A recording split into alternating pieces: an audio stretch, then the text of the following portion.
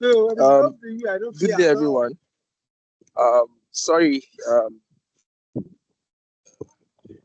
just trying to set up some things, and I think we can start now. So, for those that are presenting, uh, of course, introduce yourself, your group. Then you have about 10 minutes to do your presentation. And please try to go straight to the point. I wish you all the best of luck. So who's going to start? Who is speaking first? Hello, sir. Good morning, sir. On behalf of their group. Good morning, sir.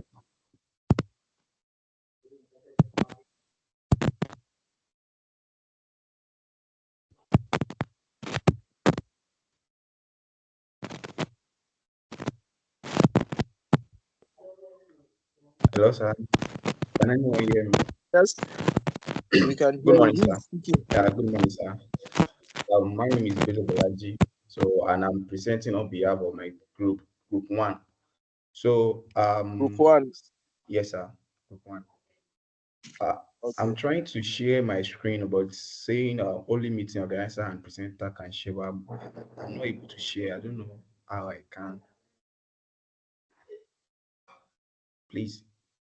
Do you need to give access to present for me to present? 'Cause I could not present here, sir. I could not share my screen, sir.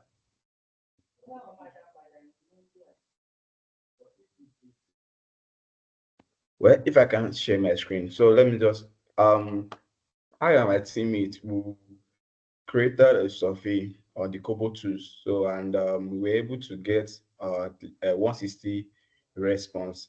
So and we worked on the 160 response.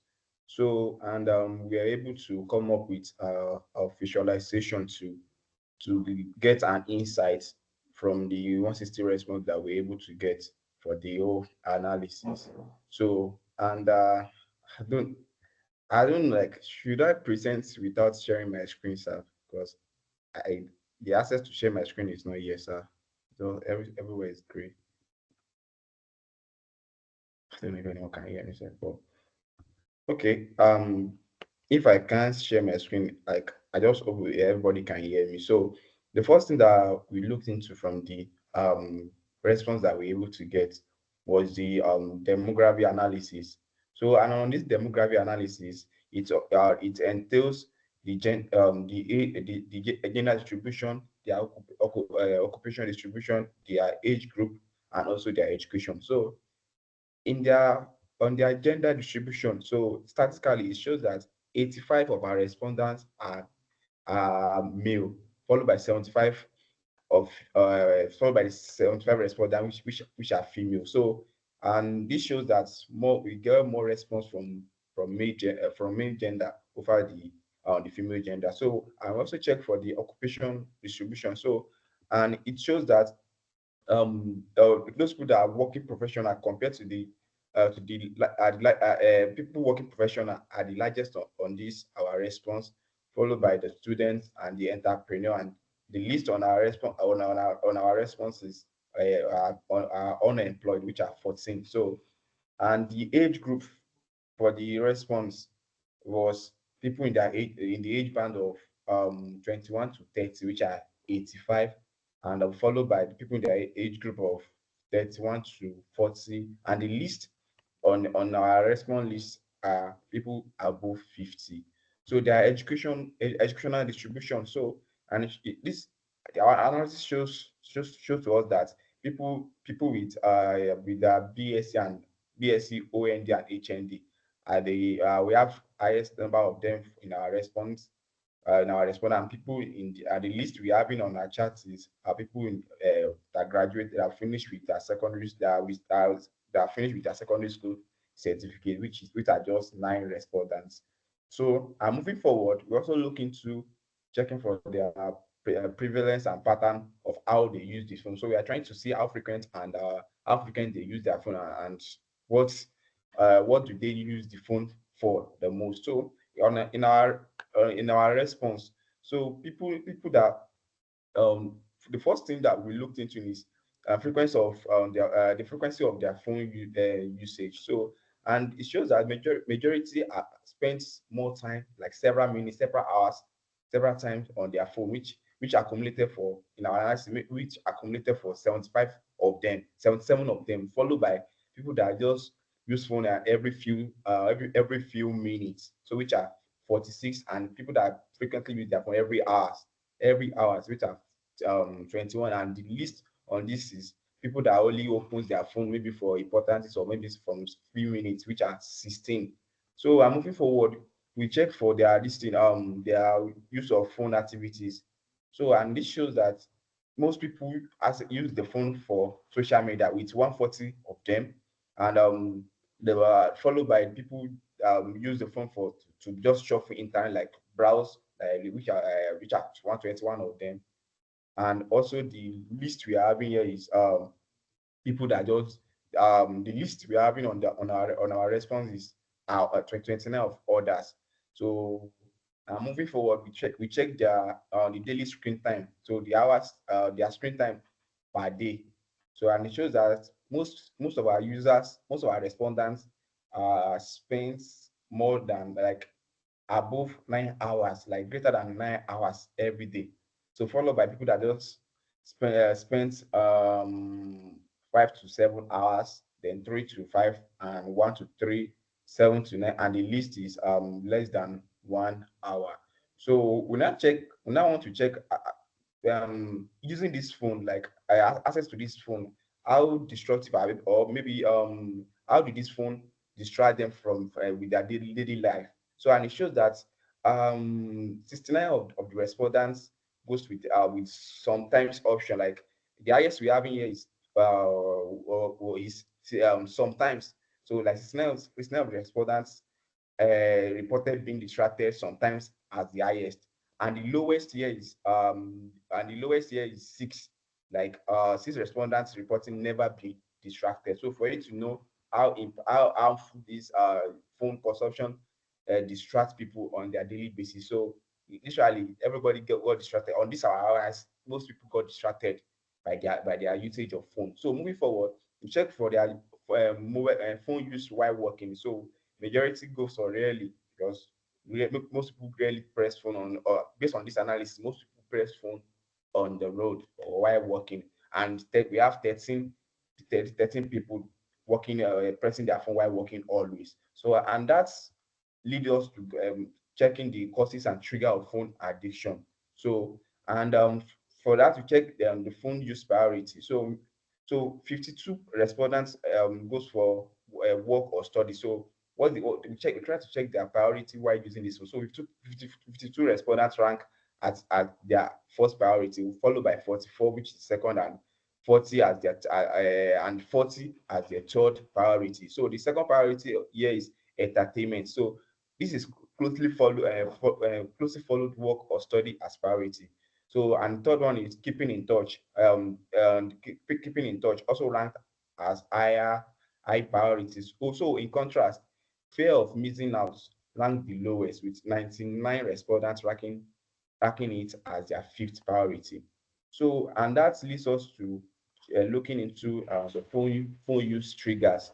So, and that shows that 71 respondents ranked for the notification. So, 71 respondents ranked as trigger, and for 1 to 152 as trigger 2, and 17 as trigger 3.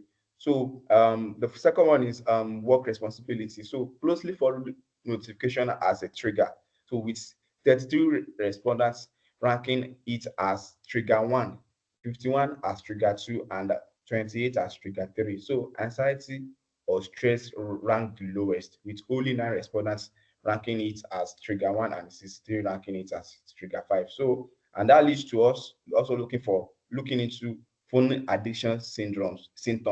So the highest on the analysis is the phone overuse, with 118 respondents reported experiencing these symptoms as the highest, followed by anxiety with 72 respondents. So the second on this is anxiety, with 72 respondents reported experiencing these symptoms. So, and the list are four, and the list here are others, which is four. So this finding provide insight into respondents' phone use priorities, triggers, and addiction systems, highlighting areas of concern and potential intervention.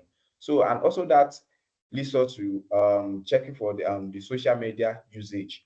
So, and we want to try to look into, like, which social media do people enter the most on their daily basis. So we now check for the most commonly used social apps. So on this chart, it shows that 144 144 respondents goes to WhatsApp every go to WhatsApp go to WhatsApp over the other social media platforms. So followed by Facebook and Instagram, and the list on this are others. Like we have people that 17 of them don't even like they don't really maybe they don't really have any favorite on this social media that was listed. We have WhatsApp, Facebook, Instagram, Twitter, TikTok, and the list on the application on this social media apps is Snapchat with 46 of the respondents. So, and that leads to social media usage reason. So, and we try to check the reason for this social media. So, and the highest on the list is most users entered goes to this social media to stay informed, with 136 of them, followed by just to stay connected, and followed by to share experience, follow celebrity, and the list is other, which is 14th. So and we try to check like how many hours they spend on the social media daily. So we try to check their screen time. So and it shows that 49 of our respondents are on this social media within at the range of two to at least 2 to 3 hours screen time daily, followed by 3 to 6 screen hour daily, and followed by the highest greater than six, like more than 6 hours. And the list we're having here is less than 1 hour, with 12 of our respondents spent on social media daily screen time. So and that leads us to also looking into the quality of life and productivity. So and on this, we try to check, does phone use affect quality of life? So and we 43 respondents somewhat agree that phone use affects their quality of life. So and we also 33 respondents strongly agreed that phone use affect their quality of life, and only 20 respondents somewhat disagree that phone use affect their quality of life. So and that leads us to checking the frequency of phone usage interference in their daily activities. So and that shows that 70 for in their sleep. So 73 respondents reported that phone use actually affect their sleep. So at work, 69 respondents says that it affect them at work. But the list we have here is with school, which is 51 respondents. So that means 51 respondents got distracted by the distance with school, got distracted with what you call with school processes, school activities. So and the other thing we try to look into is a passive impact of reduced phone use on productivity. So and we check like 66 respondents believe that reducing phone use could make them much more productive or slightly more productive. So and 18 respondents believe that reducing phone use could have no impact on their productivity. So and that leads us also checking for frequency of phone usage interface in face-to-face interactions, with 56 respondents reported that phone use sometimes interface with face-to-face interaction, and 45 respondents reported that phone use barely interferes with face-to-face interaction, with 27 respondents reported that phone use often interfere with face-to-face interaction. So, and these findings that I highlighted earlier suggested that phone use has a significant impact on daily life, sleep, work, and face-to-face interaction, and that's reducing phone use could lead to increased productivity. So, and the next thing we try to look into is the physical and mental health effects. So, and the first thing we have here, first question we ask now is: has food addicted taken a toll on physical health? So, on this response, 72, 70, statistically, like approximately 73 percentage of users said no on this question, with 20, like with 28, approximately with 28 percentage saying yes. So, moving forward, we try to check like health impact of phone addiction. So, with 35 of the respondents suffered eye strain and a decrease, and the other one is decrease with quality of sleep with 23, and people having migraine like headache, which are 21 of the respondents. So we now try to check again. The last on this is impact of phone addiction on mental health. So like 74 of the respondents has no effects of of phone addiction on their mental health, and with 46 have minor, 30 has moderate effects, 6 has significant effects, with 4 suffer several effects based on this phone addiction. So, and the last analysis we look into is long-term impacts and solution. So, and we ask the question that does phone usage hinder long-term goals and aspiration? So, with 40 of our respondents somewhat agree, and some with 36 were neutral, and 35 were strongly disagree, and 25 somewhat disagree, and 24 of our respondents strongly agree on this question. So, and the other thing we look into is perceived importance of phone use and social media for future purpose, for future success, with 93 of says respond that it's very important, and 55 were like somewhat feeling that it will be somewhat important, with 10 responded that not very important, with 2 with two respondents respond that's not important at all. So we now try to check again, like self-reported phone addiction. So, and on this, we check for 84 of our responded feeling for yes, why 71 of them feeling for no, and five of them just feeling for they prefer not to say. So they are they, no nobody, they're like just five of them were not cool with this self-reported phone addiction. So, and the last chart on our analysis is the strategies to balance phone use and life goals. So, and we try to check like how which strategy can we use to balance phone use and their life goals. So, on this question, so 106 106 respondents reducing this thing reducing screen time limit will actually influence the balance of life and the life goals. And also 95 of our respondents goes for offline hobbies activities, like doing things offline without the phone. We actually aids with their phone use and their life goals. And 85 of our respondents goes for phone free zone time. And 32 of our respondents like opted for support from friends and family in order to reduce their use of phones, and also to balance their life goals. And just two are just indifferent from all of these options that was listed. So, and we hope like looking into most into this analysis, it can impact the life of everybody generally in the world on how and time they spent on their phone, on and also how to make their daily activities much more productive than how it was in the normal when they spent a lot of time with it on their phone. So thank you for listening, and that will be the end of my presentation for my group. And I hope this is able to convince you guys and to show you the impact of phone addiction in our society. Thank you. Thank you very much. So who is going next?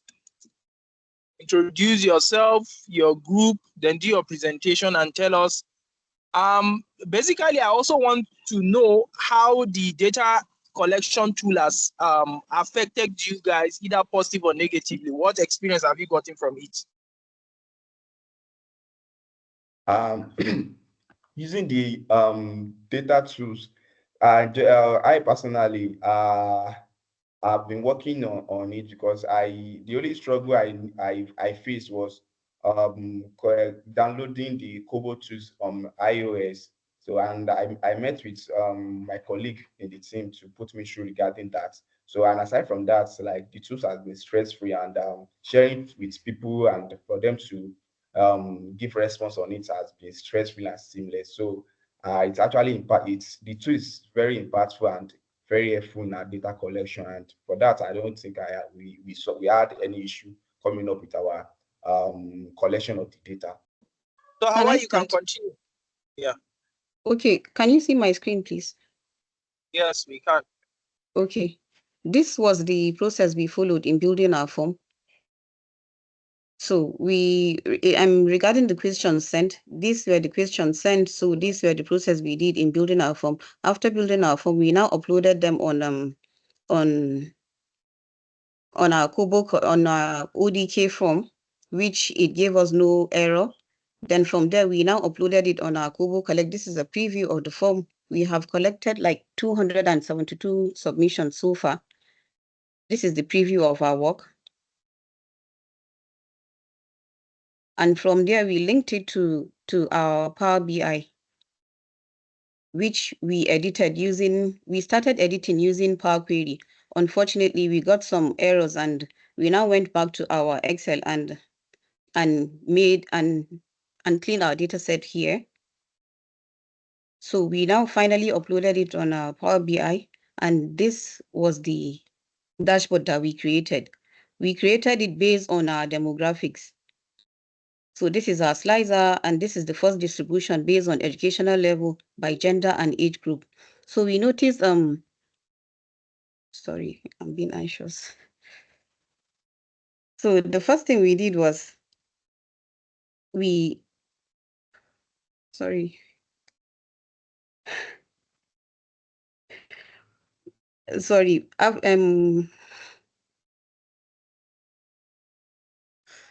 wow, sorry, my body is shaking. Sorry. We collected our data. This is the first, we collected all the data based on demographics. So this was our first visual, and we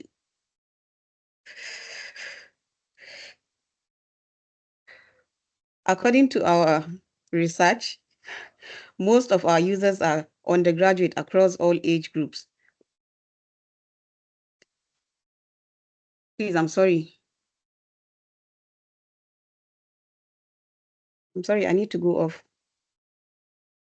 Really sorry for that. Abeg, what? She's a bit nervous. So Yes, I sorry. am nervous. Our our It's continue, fine, don't our it's bother. it's perfectly fine. Just continue. We Yes.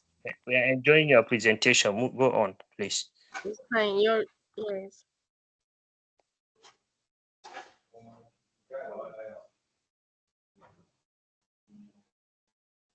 You are doing good. Thank you. So we collected we did our analysis based on demographics. The first thing we noticed was most of the users are undergraduates across all sections. Yes, most of the users of most of the users that are addicted to smartphone are undergraduates with between the age of 34 bet, between the age of 25 to 34.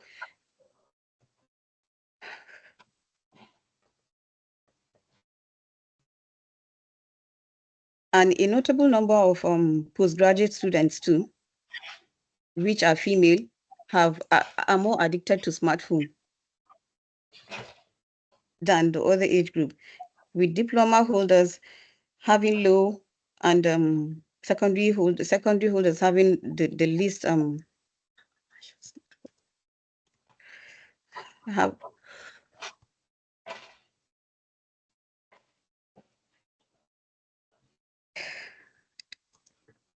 please pardon me. Is anybody from group 5 that can help me present? Is anybody here? I'm Our really Please, our you can go ahead. We're enjoying your presentation. Just we are everybody. We are colleagues. I believe we spoke before. This is Ebenezer. We are colleagues, and we are enjoying. Nobody is going to crucify you, and we enjoy what you are saying. And I love your you are visual. doing better than me. Yeah, your Please, You are you visuals are doing guys should very better than allow me. her to take a moment. You guys should allow her to take a moment. Just give her some moments. When she composes herself, Yes, she can come back. When yes. somebody is nervous like Let that her during just representation, take you time have and to prepare. just take some time out, Hawa. Drink water and take some deep breath and come back. You can do You it. can come Maybe back. Yes. after the next person that Correct. presents. let me Thank you for just telling her continue. Okay. Let that. me She just should wash finish. her. Let me just finish up. So Just wash your the face with next water. Drink water and wash your face. yeah. So the next Drink water and wash your analysis face. we did was based on phone use across phone usage across occupations. So we realized that the employed the employed um like according to the data we collected, the those that are employed use more phone. They are more attached to their phone than any other than the retired, and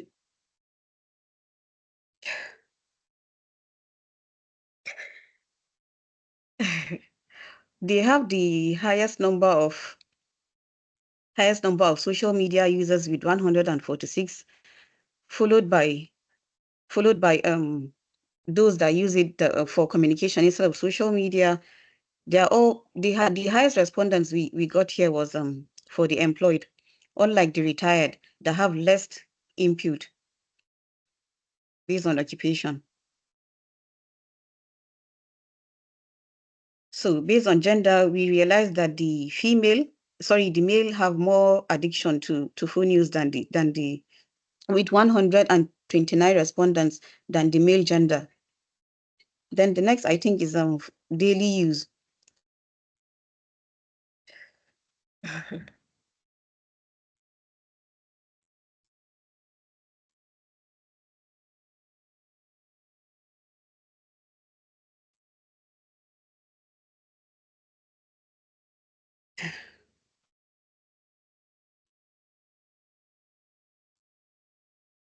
Please let me just take a moment. Thank you. Thank you, Hawa. Thank you for understanding. Thank you. Yeah, such a So wonderful please, can soul. somebody Thank else please present and let Hawa go and sort herself out? Okay. Group 8 are Vic- ready, sir. Sir, Group okay, 7 is Group Victoria. ready. 7, Group 7, Group Group 7 are 7. ready. Group 8 is ready, sir. Group 8. Group 8 Group is 7 ready. is ready. Group 7 is ready. Group 8 is ready, sir. Just Victoria. enable. Who 7, is 7, Victoria? I'm the one, sir. 7 Yes, comes sir, I'm before here. 8. Please present. Sir, Group 8 don't have battery. Okay, sir. Oh, God, you. God bless you.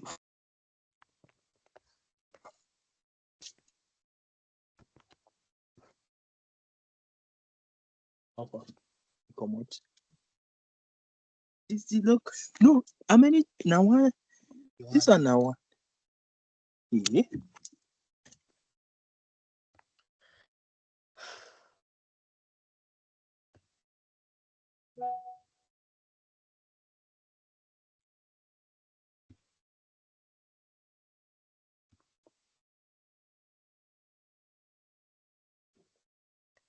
Okay. Hello, good morning. Can everyone hear me? Hello? Yes, we can We hear can't you. hear you. Yes.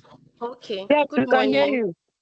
Yes. Good morning. My name is Victoria, and I'll be making the presentation on our smartphone addiction analysis by Group 8. The first thing we did was to design the Excel form. The Excel form was structured with 3 worksheets: the survey, choices, and then settings. The survey worksheet included columns such as type, name, label, hints, the required, relevant, and parameter with appearance. This is to enhance efficiency and effectiveness. We created sections 1 to 7 and separated them with begin and end group for user clarity and readability. Under the choices worksheet, it contained predefined response options for select questions. And then the settings worksheet included metadata for the form, such as title and then version. The second thing we did was to deploy the Excel form into Kobo Toolbox, and a preview of the form was conducted to identify any errors. We made necessary corrections and then based on the preview results to ensure smooth deployment. After successfully deploying of the form to collect responses, we downloaded the data in CSV format for further analysis.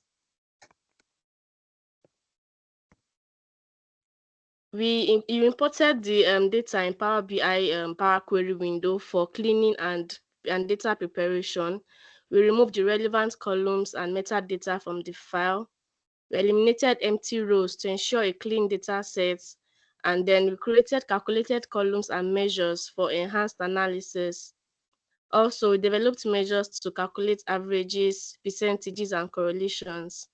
And then we imported the clean data set to Power BI for visualization.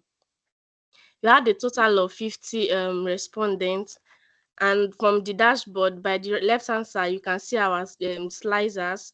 We have the gender slicer showing the male and female respondents. We had a total of 28 female and then 22 male correspondents. The age group ranged from age 15 to 20 to 50, and then we had occupation entrepreneurs, we had the students, working professionals, working professionals. And then for educational level, we had bachelor's degree, we had some other college or university. And then for the phone check frequency, it ranged from high to moderate and then to low.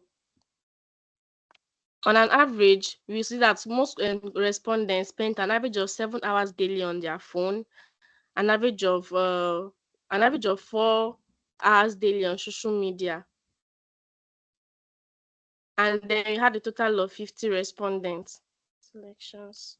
Hold on, let me clear selections. Okay. We are able to generate a couple of charts. Hold on, sorry.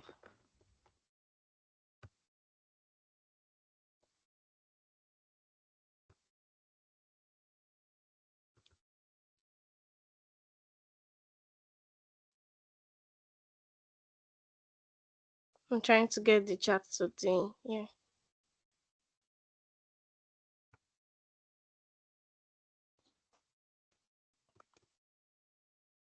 Okay. Okay, we're able to generate a couple of charts. And then we have this percentage responses on productivity when phone use is minimized. We have this one showing about 40% of people responded that they were much more productive when their phone use were minimized, with a small percent at 12% saying they were less productive. The ranking of responses on phone use and social media importance to future success.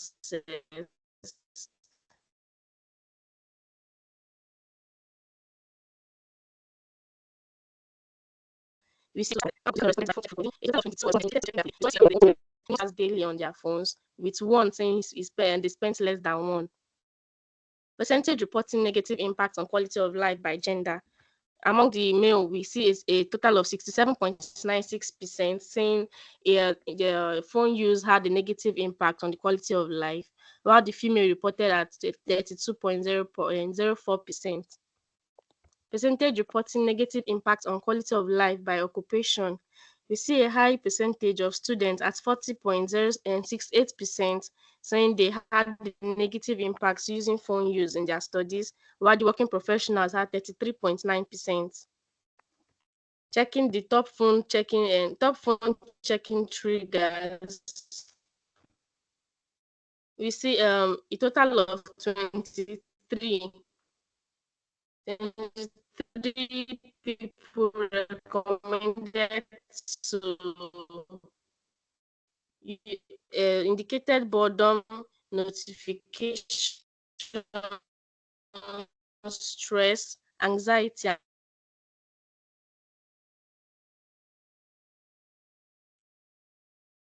and work as one of the top reasons for checking at least.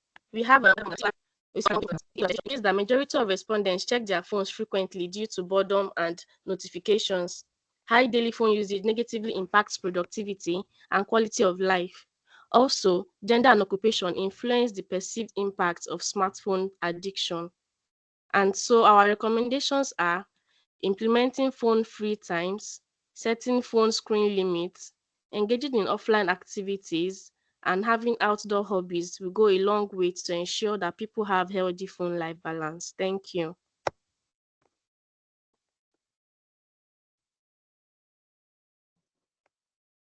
That's our presentation, sir. Very much. So what are the lessons you learned from the whole process, from the data collection building to the data collection itself? Share your experience. Okay, so I'll hand over to my colleague Joshua Agba, who was in charge of the data collection using Kobo Toolbox. Joshua, you're on.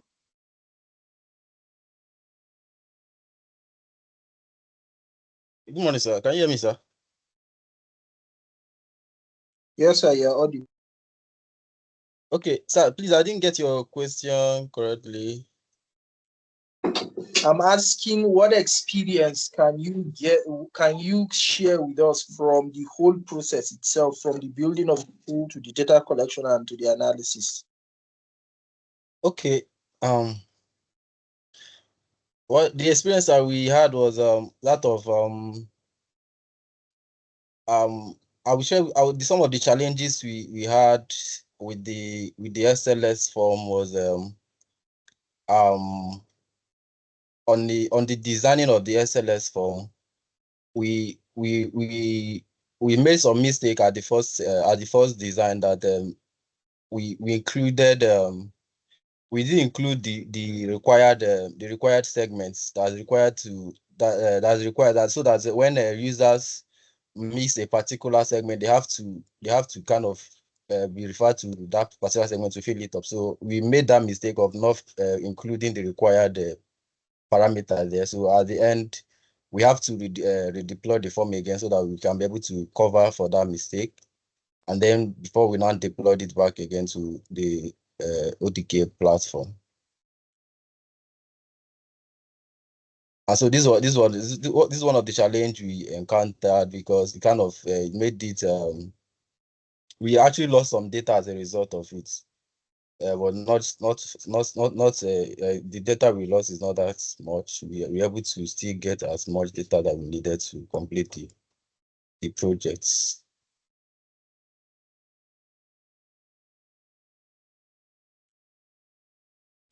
Okay, thank you very much. Yes. So who's going next? Group 7, sir. Can you make your presentation? Oh, sir, enable me to share my screen, sir. Yeah, I've done that. Okay, sir, thank you.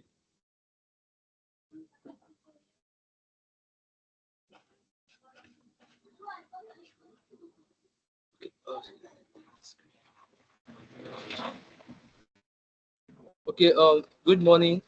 My name is John Emeka. Can you all see my screen? Good morning, everyone. Can you all see my screen? Yes, Hello? we can. Oh, Yes, we can. okay. Okay. My name is John Emeka, and I'm presenting for Group 7. Can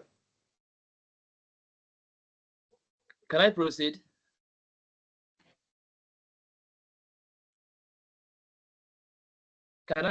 Shall I proceed? Can you all hear me?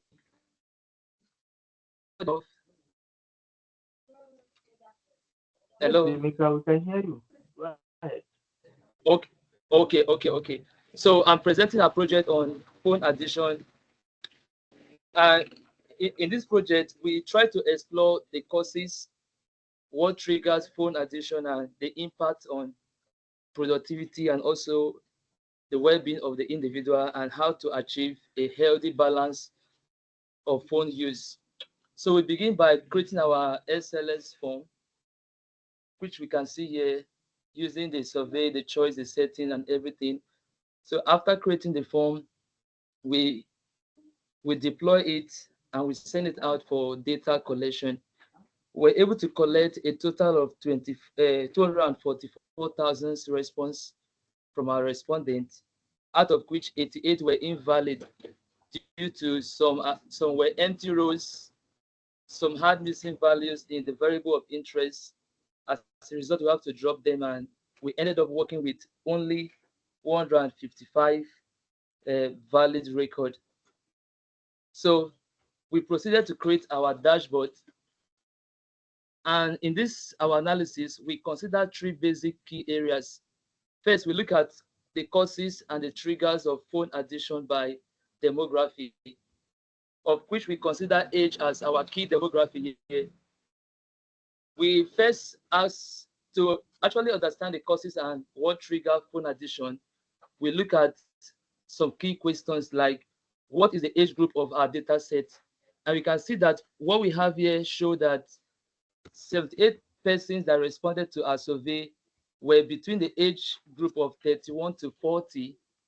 And looking at what causes phone addiction across this age group, we saw that those of age group 50 and above, the major cause of phone addiction for them is work and study, and also stress relief, to relieve stress. These two contribute to the major cause for them. Why for those between the age group of 41 to 50, we can see something like entertainment coming in as the major cause of phone addiction for them. Then on what triggers phone addiction by age group, we saw that for those of 50 age and above, what trigger phone addiction for them is boredom, and notification, the desire to get up to date on what is happening. We also look at how does this phone use disrupt activities. We consider the various activities we have, which is the housekeeping, the school, the sleep, and work. Now, for school, we saw that of the age group which are student related, which is those of 21 to 30 years, 44.19% of the activities are disrupted by their addiction to phone use. If we look at the work category, we also saw that, let me quickly click on the work.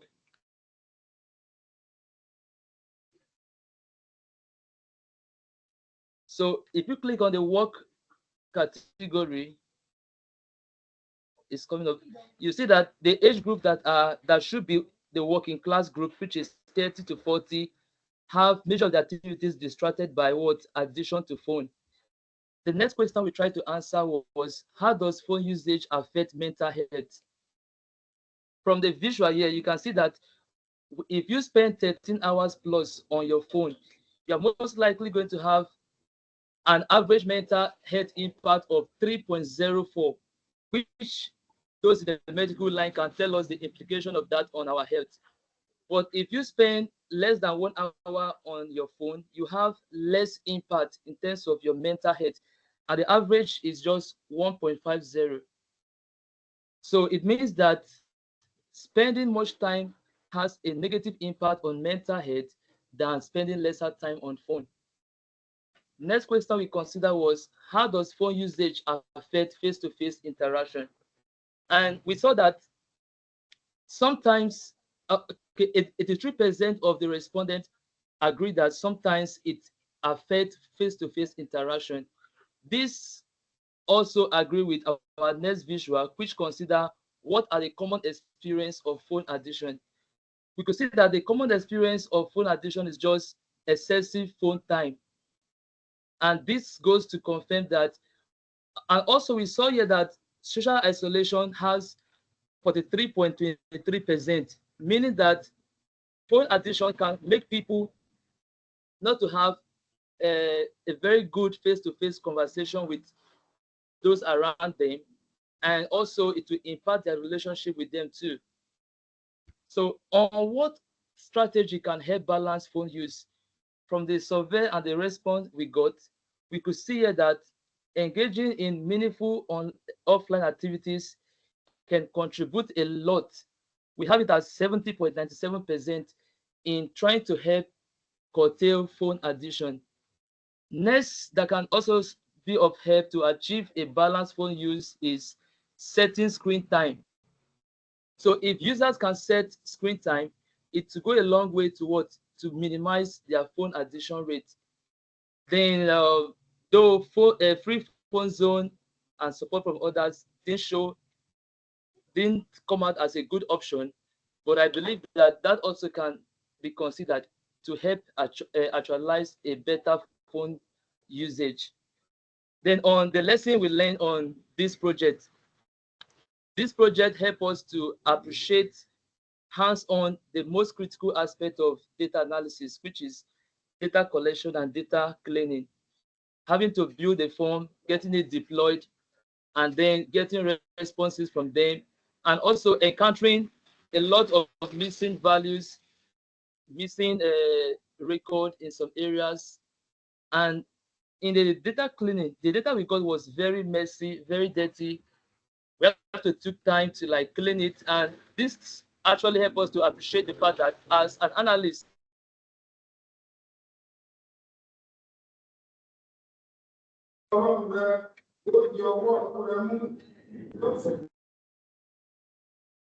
objective.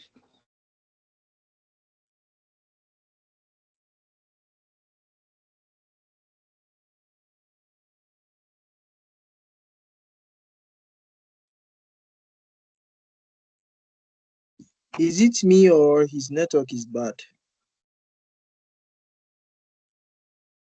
Can anybody hear me? We can't hear him. I think his network is bad. Oh, I think his network is bad. He went off now. I was just trying to confirm that.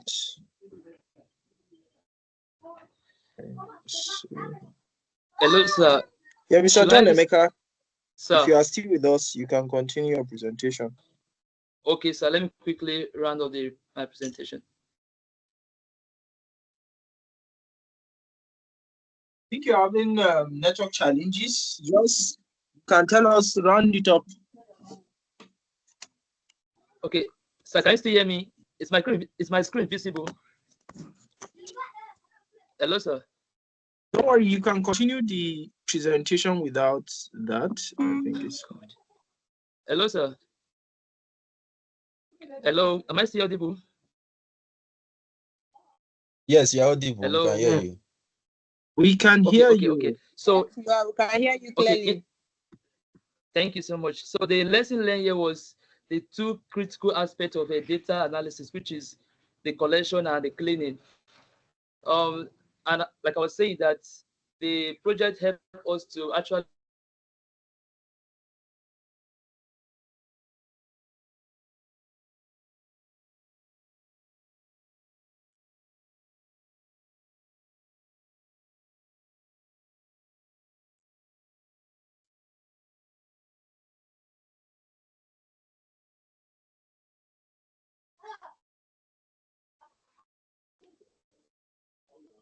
hello, am I still on? Yes, we Hello. can hear you. Okay, so that's for the lesson we learned. Then for the challenges, actually the reason we had some missing record was the fact that we didn't make some fields a required field, and we didn't notice that until we are almost done with until we deploy and started collecting the data. So that was a lesson we learned in a very hard way, that going forward in next project we need to like ensure that our form has constraint to ensure that users feel all they need to feel, to avoid the experience we had of having to lose 88 record of our data. Okay, thank you very much, Mr. John Emeka. Your slides look nice. Hello, sir. Yes, who's speaking? I'm one of the members of Group 7. Okay, so I just want to thank John Emeka and verify one of the observations he raised. Actually, he raised that actually point that we should make some of the fields mandatory. And then I don't want to say we refused to take his observation, but we were afraid we are going to waste more time. And eventually, now, sure enough, his observations, the concerns he raised have come to become a challenge to the group. So thank you very much for your foresight. Thank you for your support. And thank you all for your audience. thank you very much. That is part of life when you work with many people. You mustn't necessarily have to learn from, you mustn't necessarily have to be right every time. Neither do you have to be wrong every time. So it's just for the benefit of all. At least now you've learned your lesson, and you would, I'm very sure, not repeat that same mistake again. Yes. So who's going next?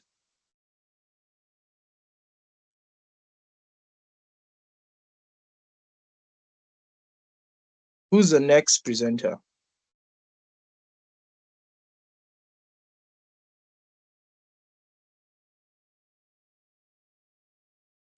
Okay, so group 2, please present.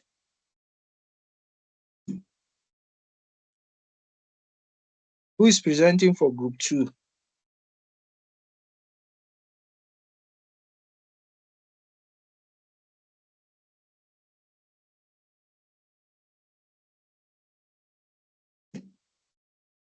Am I the only, can you guys at least hear me? Am I the only one talking?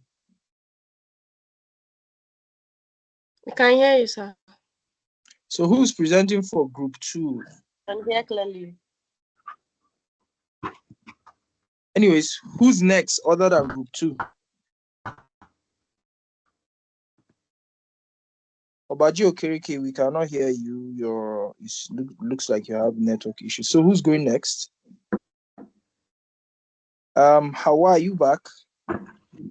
It's not okay, Professor, please.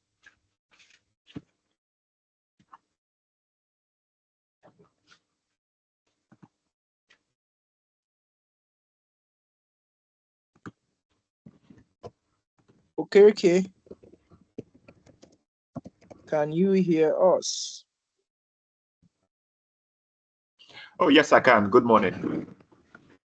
Good morning. We've been waiting for you. Do you want to present now? All right, so let me share my screen again.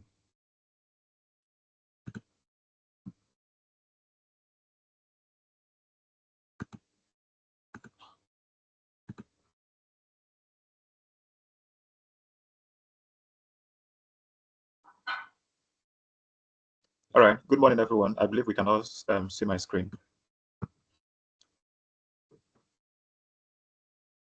Yes, we can. Okay, can I be sure? All right. Go on, Obadu. Obadu, can see your Okereke screen. Obaji. All right, thank you. Okereke Obaji is my name, and I'm representing Group 2. All right, in our group, we built the form from the scratch, and this is a preview of what the form looks like before we deployed it. We targeted 100 responses, and we did get 100 responses, and that was what we worked with. So this is the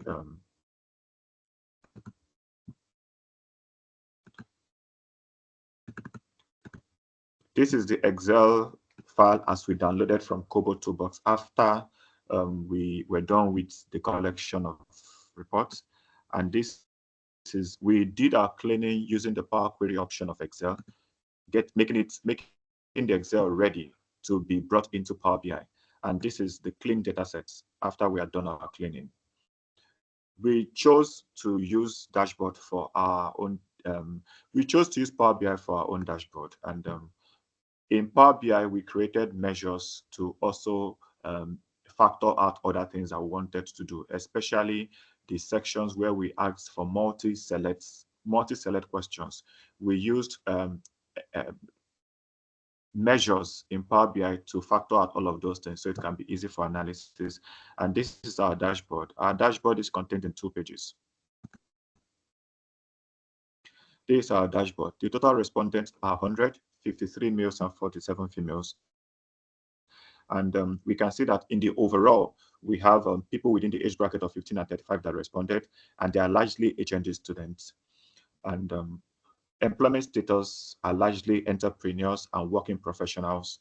And in the overall, people spend between 6 to 11 hours on their phone usage every day.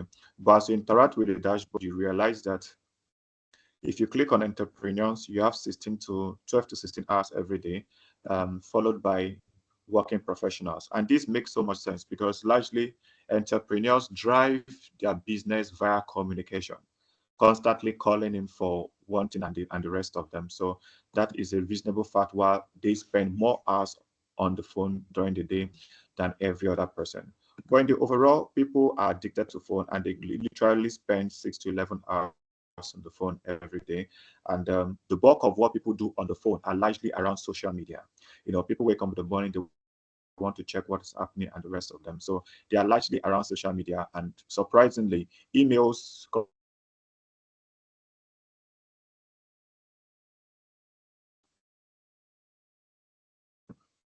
all right, then. So the symptoms of addiction is the fact that people are acknowledging that they are spending more time on the phone than they intend. So I pick my phone, I intend to spend just 30 minutes, and I realize I spent 2 hours. As a matter of fact, what makes people drop their phone is when data finishes. MTN or Glo send them that their data is finished is actually what prompts people to drop their phones now. And phone usage platforms by phone media platform by usage, WhatsApp is taking the lead. And I don't know about any other person, but personally, I'm aligned with this. Most people at the wake in the morning, they want to check their WhatsApp platform to see what is happening, if there are messages from the office, their boss, and their loved ones. So WhatsApp is always the first point of call, followed by Facebook. And in our own charts, Snapchat is taking the least lead. Apparently, it's not patronized by everyone as much as WhatsApp is. Now, our respondents, based on this analysis, are saying that for them, addictions to phone usage is not affecting their health quality. just 35 persons are saying that they are having negative effect on their life quality, and others are saying that they are just fine with it, even though they agree that somehow they are addicted with it, and that in their mental state there is usually no effect. And for those that agree that they suffer a measure of negative impact, the bulk of the impact is just 17%, and it is hovering around eye pain. Eye pain followed by headache. And this makes a lot of sense because, from observation, from observations I meet my colleagues and people I meet around, people don't dim their phones when they are using it because they claim they want to see clearer. So the rays of light, it's an evident reason why this eye pain is actually there, followed by headache. But 83% are saying, no, that they're fine. Just the 70% suffer eye pain and the rest of them. And people are agreeing that if they reduce usage of phone, then they will be highly productive. And I personally align with this, really. If people's phone usage is reduced, then they will be highly productive. And that, they agree that phone usage has disrupted their face-to-face interactions. You could literally be in a space and all someone will tell you is just exchange greetings. And in the end, they are fine being with their phone for the next 2 hours. So social interaction is gradually reducing because people are largely on the internet. Now, strategies for healthier balance.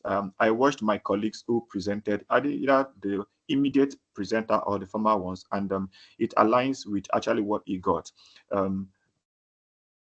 Engagement in offline activities, would bond us better, and screen time. This way is too late, actually in this order, and we actually, if we engage in activities and offline hobbies. Thought of that is practicing mindfulness or meditation. This strategy will help us to have a healthier balance as it relates to our phone addiction usage. So this is all we are able to put together in our group. And the challenges we had was, like I said earlier, having for the multi-choice questions, having to put them together so that we make analysis on each items and not on them as a whole. But like I said, we're able to do that using measures in Power BI, and that is that. And also, data collections, building from scratch. One of our team members did an excellent job in putting us through that. And it was a very seamless process. So that is the end of the presentation. Thank you very much, everyone.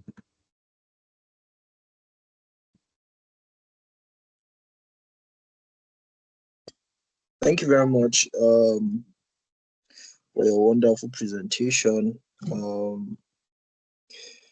So who's going to go next? Is Hawa ready for us?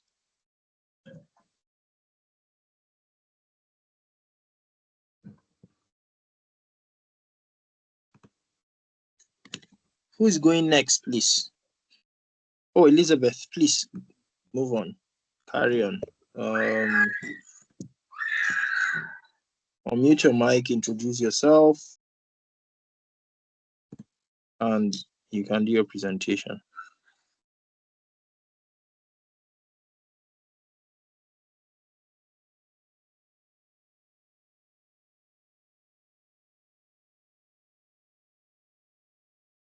Is it Elizabeth or Justice?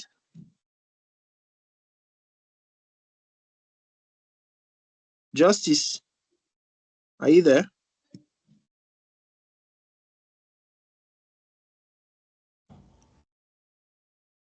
Good morning, sir. Can you hear me? Good morning. Good morning, everyone. I'll be presenting. My name is Justice Junior. I'll be presenting for group number 4.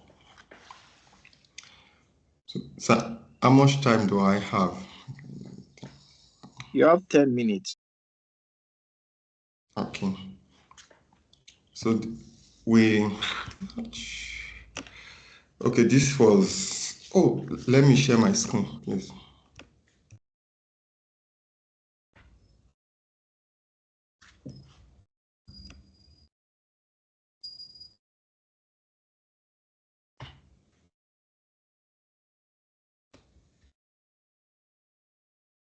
Can you see my screen, sir?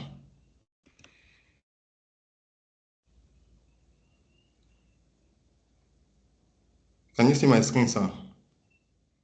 Yes, we can see it now. Okay. So according to the assignment assessment we're given, we're asked to look at design a online survey with the Kobo toolbox, which is entitled Smartphone Addiction and the Achievement of Your Goal. So we designed the survey with Kobo toolbox, and we have up to 28 questions. After the design, we deployed it by sending the link to different respondents. At the end of the day, we were able to have just 67 respondents to our survey. So after that, we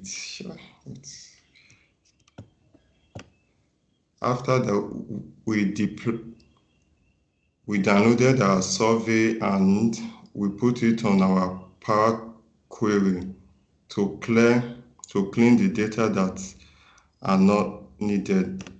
After that, after cleaning the data, we designed the dashboard with Power BI, and this is our dashboard. From the dashboard, we can see we have 67 respondents, and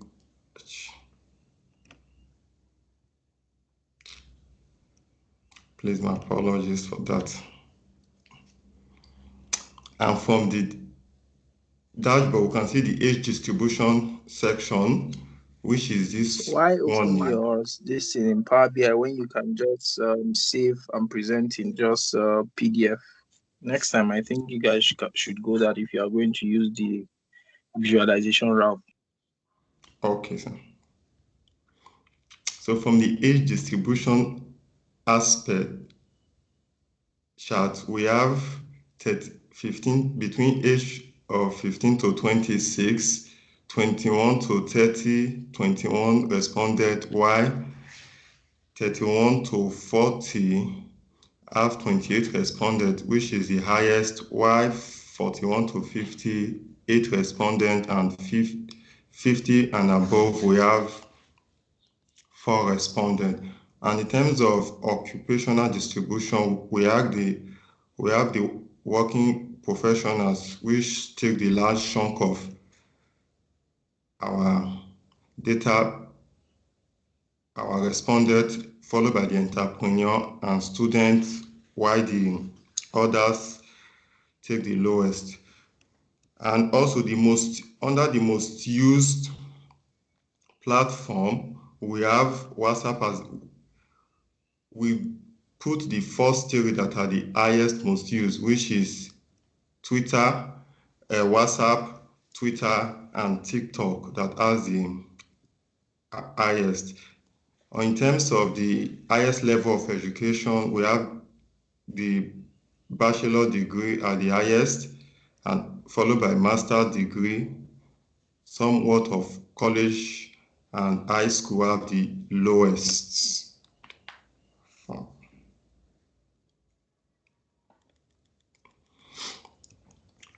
And in the section of why do you use social media,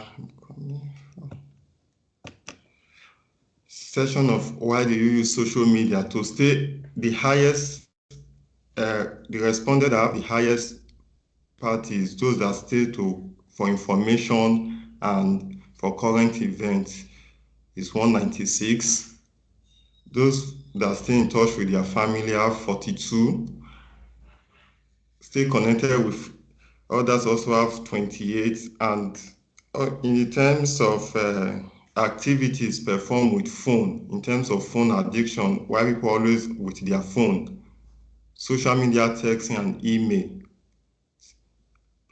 the respondent we got from there was 217 total, while for gaming and browsing, we have 72 responded, and for social media and email, we also have 54. While top social media addiction by age, in terms of the total people that did that, we have to stay about to stay informed about the news. The total age that we got from that part was 70, and other aspect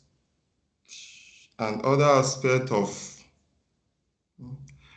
in a minute. Okay. No. Oh, I'm sorry. I'm trying to look for the information.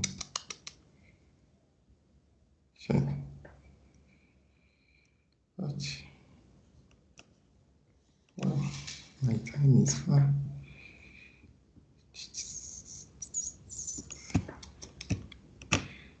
Oh no.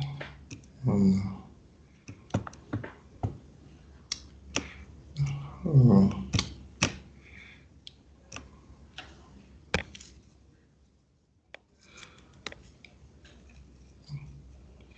My apologies. I'm trying to bring out the data insert. Shit.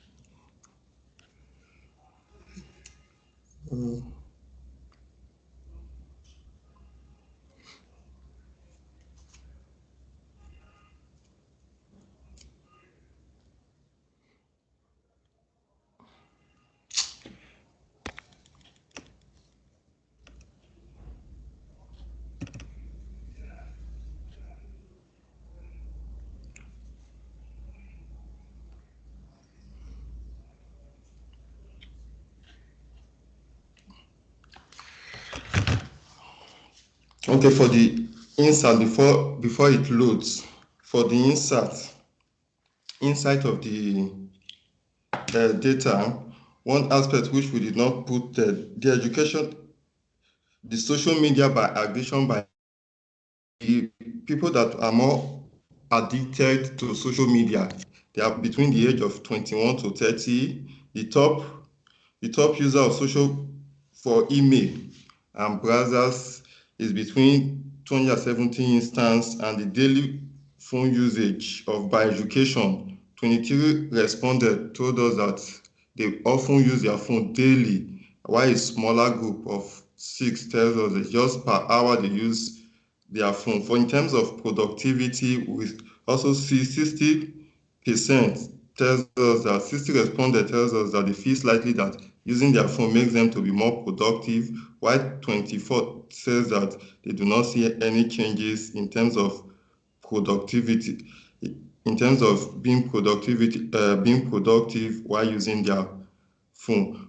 And from the work in general, one thing I've learned from this Kobo bus is meeting up to tasks, even if you are given a very short time. Because I remember it was January 4, we were given the assessment to do, and also given that we should submit it is a 1 week task, which we all put our efforts to make sure that we meet up with the deadline, and also the task was carried out effectively by me and the rest of my group members too.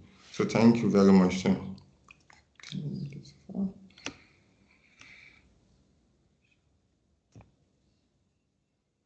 Thank you very much. Is Hawa ready for us? We are ready for her if she's ready for us.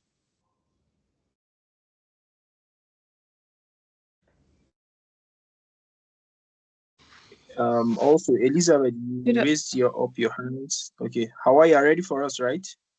No, Esther will be replacing me because my system will be dying any moment.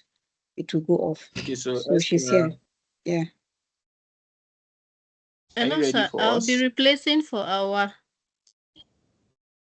No problem. for group 5, sir.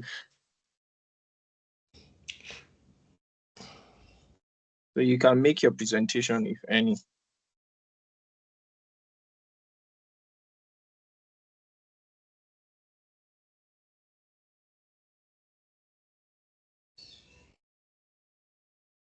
You can make your presentation, Esther, if you are ready.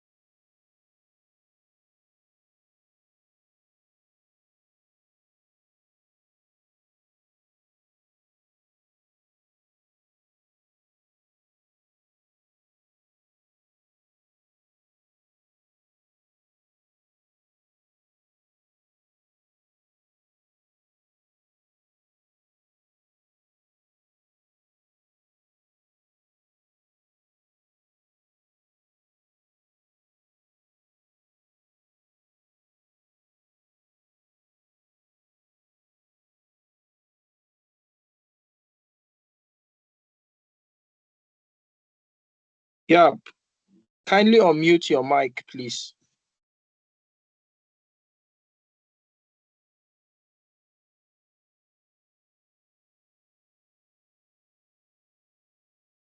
Hello, can you hear me? Esther, can you hear us? Yes, I Yes. can hear you. Can you hear me, please? We can hear you. Okay. Sorry, I was apologizing on behalf of my colleague, Awa, that presented earlier and stopped, by the way. She has actually been our backbone in the group, but it's unfortunate what happened to her this morning. I apologize for that. And also, please, I want to seek your permission to use PowerPoint to present, because my Power BI has issues. I've been You are trying allowed to to go use around that. anything to make your presentation, please. You don't need my permissions for that. You are allowed to Okay. use anything to do your presentation.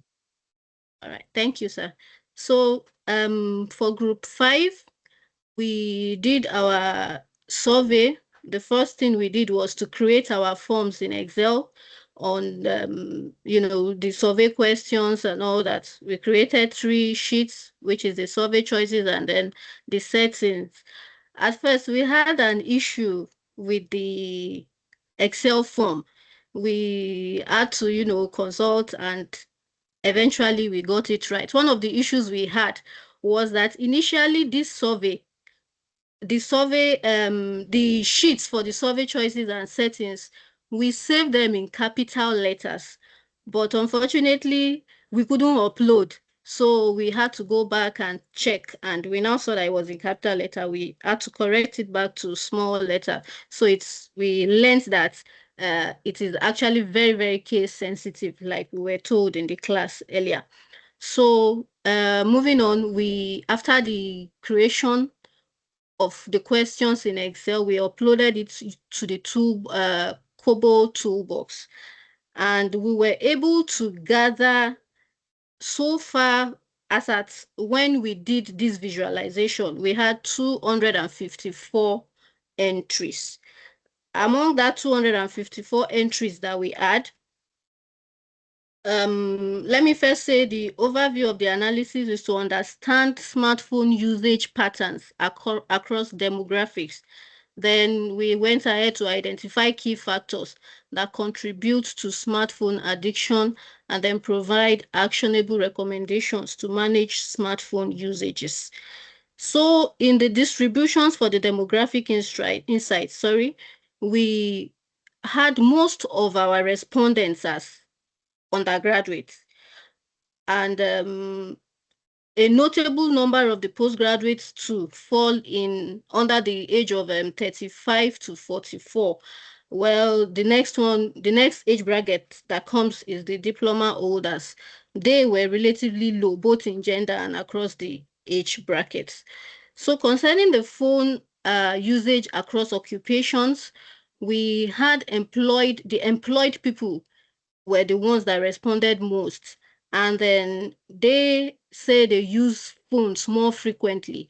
From the survey, they use phones more frequently compared to the other occupational groups. The next group that comes after the employed that uses phone more is the students. They show also a significant usage by slightly being a little less than the employed.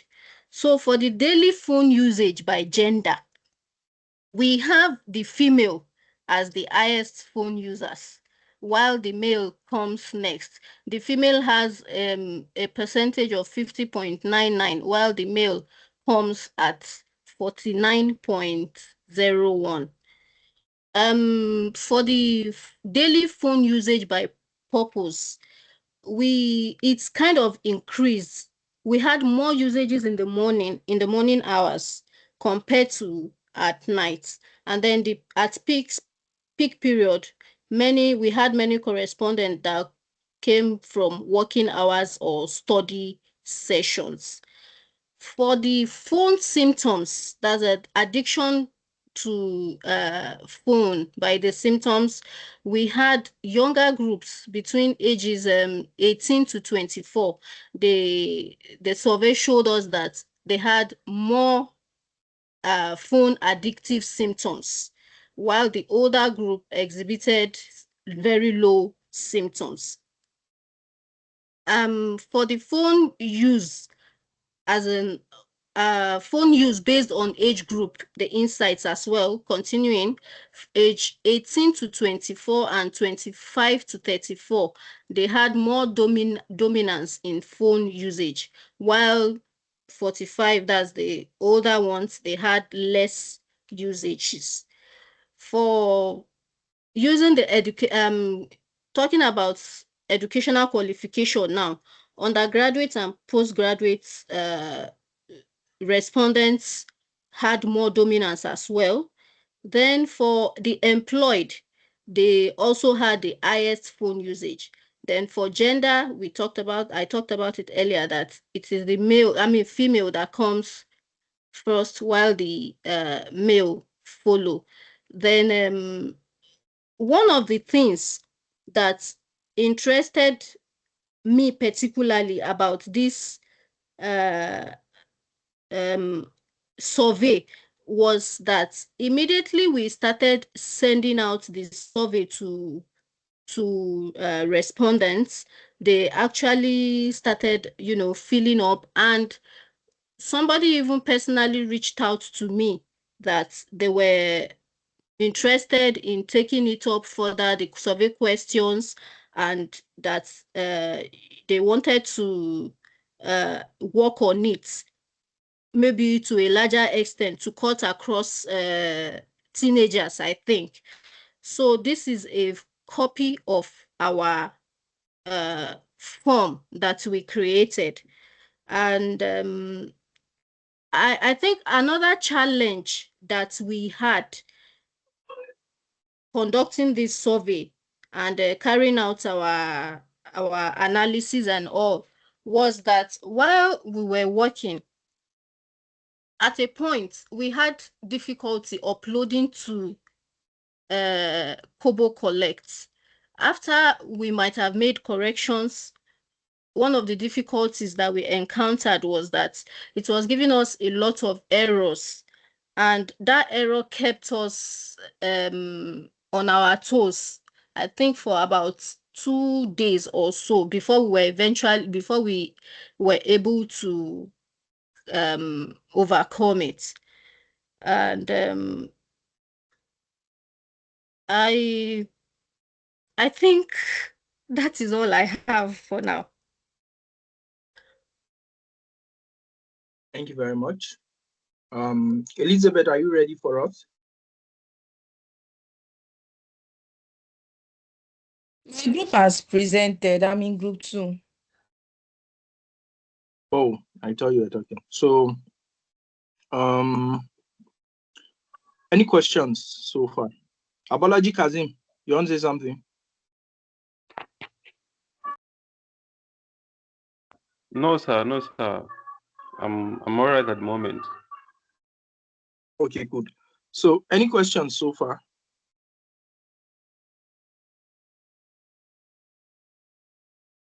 Any questions so far? Okay, sir, please, I have a Regarding what? question. Okay, no problem. Ask. Introduce yourself and ask. Okay, so my name is Joshua from Group 8. Oh, okay. So Yeah, Joshua, I good just morning. want to know some of the columns that contains different entries. Like one of the columns, like I think the reason for excessive phone usage, that has different entries inside. How do you kind of bring them out in Power BI to analyze them separately? I think there's a particular group that did something like that. I don't know if they can explain better on how they were able to analyze the different entries separately. We had a challenge doing that particular analysis. So who wants to help him out?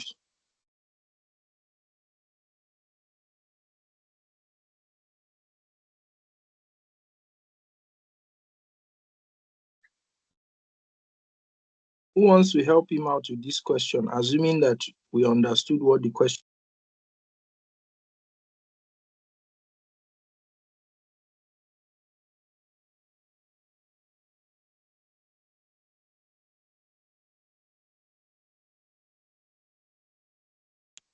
I personally don't understand what the question is because I didn't participate in the designing of the forms. So who wants to help?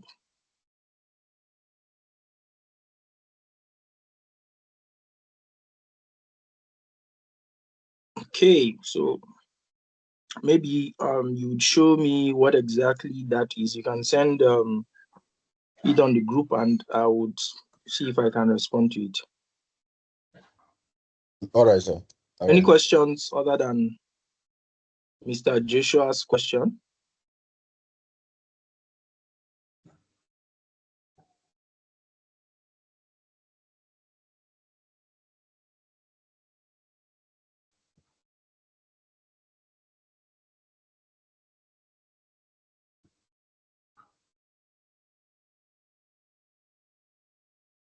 So no questions, right?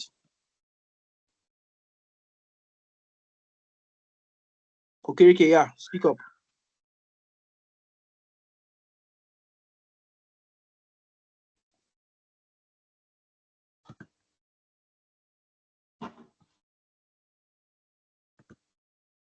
Okay, good morning, sir.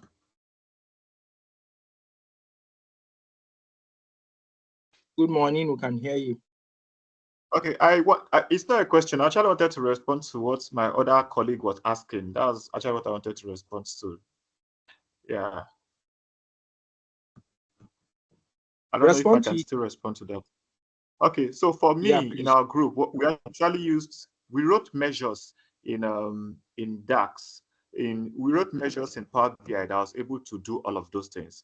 You know, if it's something we just wrote, what we did was we actually wrote measures that would actually count all of those different things, and it did it, and it did it very well for us. So it's just measures.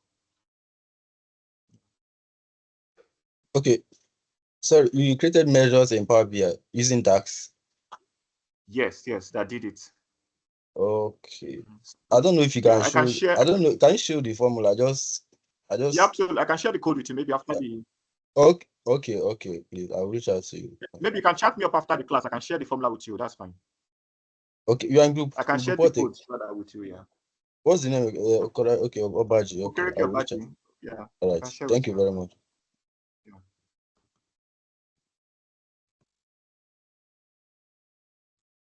Any other question?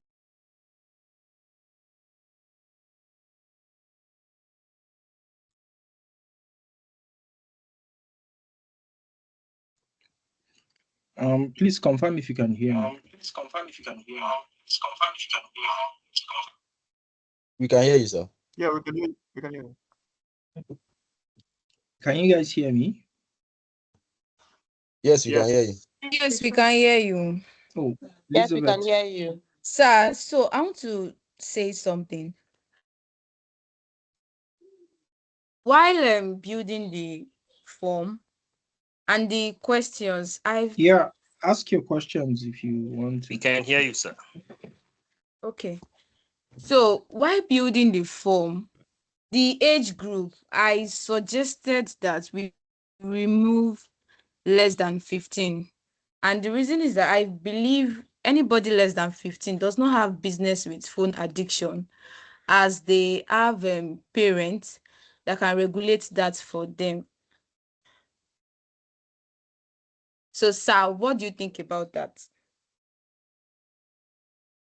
I didn't get what you said. Kindly repeat it. Okay, I said based on the age group started from less than 15. But to me, I feel anybody less than 15 does not have business with phone addiction because they have parents to regulate. I think the right Should not. Thank you. Should not have business with phone addiction since they have parents that can regulate that for them. So, well, I really don't know how to respond to that at this point in time. We would ask who even fixed the um who gave us the questions to actually do? Who was the person that gave a group 2, right? No, it is Ebenezer. Sir, please, I don't know if I can come into this, sir. Okay, ask. So, sir, Talk.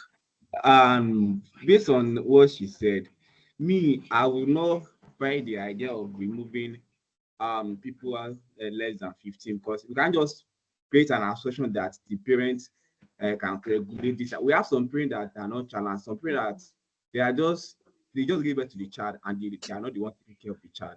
What if the child has been using phone at the age of 10? So in the university setup now, we have people at 14, they're already on the level.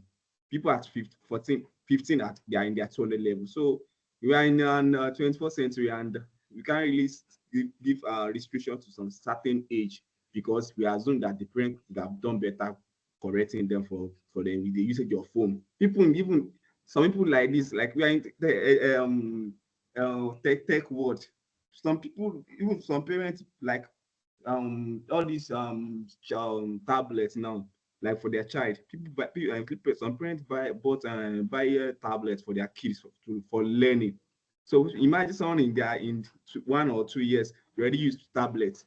So growing up, I will not be surprised if such parents buy phone at the age of 7 or 8 for their child, for them to be used. And it now depends on what the child can use the phone to do. So I feel like you cannot just give restriction to some certain age range, because we assume that the parent could have done better by educating them based on phone usage, or maybe addiction of the phone. So I feel it's better that way the way it is, because looking at everything like tech world, so we should give access to anybody with the phone usage. So thank you. Hold on, sir. Good morning, everyone. Good morning. Azim. Ebenezer and myself built the. Yeah, we can hear you. Okay, myself and Ebenezer, we designed the questionnaire. Actually, when it comes to Mommy, wait, that's you. What not saying you do? Stop it. What not saying you? I want to. I'll borrow your phone for you. Sit down here. I don't want to call your phone. Who is that? Please unmute your. I'm Jessica. Thank God she has omitted it. Okay, as I was saying, I said when it comes to addiction, there is no age group that is exempted from it, most especially in this current age. I myself have seen schools where parents enroll their child, and one of the requirements is that that child must have access to gadgets such as MacBooks and the like. And when we're talking about smart devices, it's not just phones. It could be pad, it could be all sorts of things. And addiction is not just about being addicted to social media, being addicted to all kinds. A child could also be addicted to games. There are games you play online that they don't even need to download it. They just need to go online and play it. So basically, no form of addiction, whatever it is, that you can take age out of it. As long as you are living, you are breathing, you can be addicted to anything. So age group has nothing to do with addiction, most especially when it comes to smart devices. So that is the reason why it's essential that that particular age grade, less than 15, was included. Thank you. Okay, but I hope you guys understand from where she's coming out from, right? We're in Africa. Might be in 21st century, but we are in Africa. I hope you understand her point of concern. Sir, now if we're going to check the respondents that attended to the questions, I'm not sure we have less than 15 that attended to those questions. Anybody less than 15? So you are saying that statistically it is insignificant?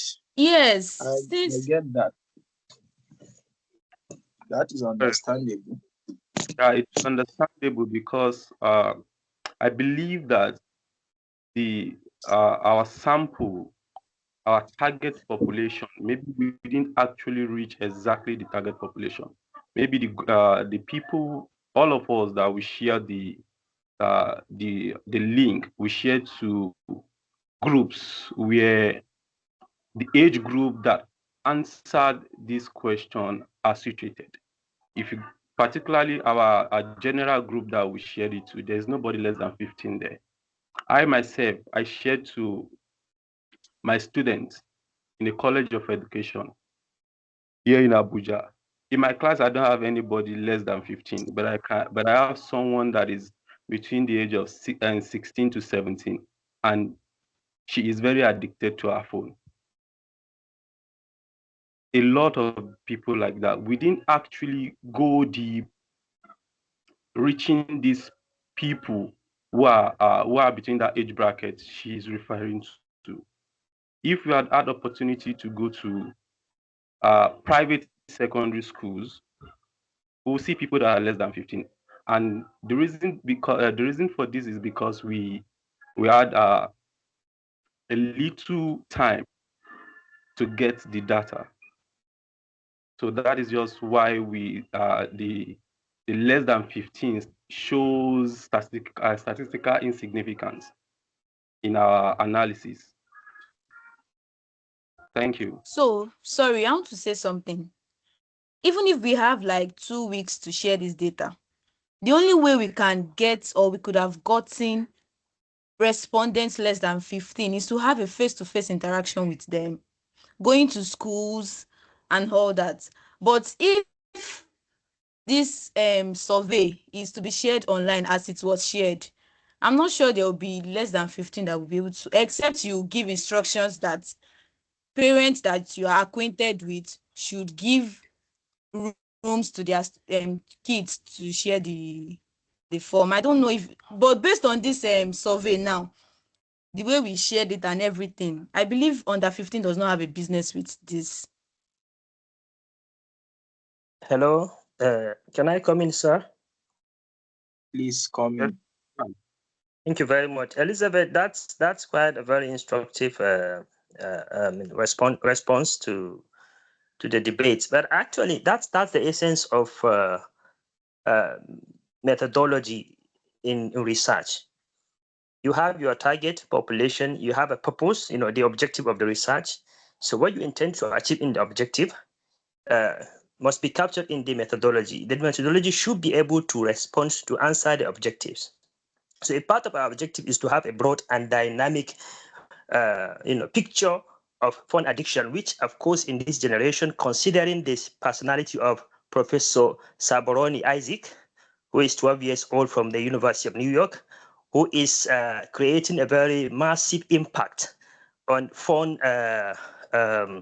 algorithm, is one of the best in the world today. He's a professor at the age of 12. President Obama, acknowledged him and gave him a reward after he got his PhD in 2016.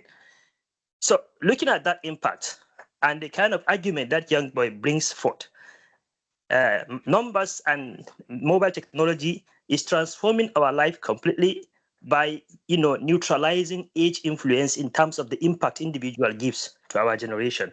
So if there is the research has purposely designed to capture this group, then even if we have to go on snowballing, like you said, giving instruction to parents to give it to their children that are below the age of 15.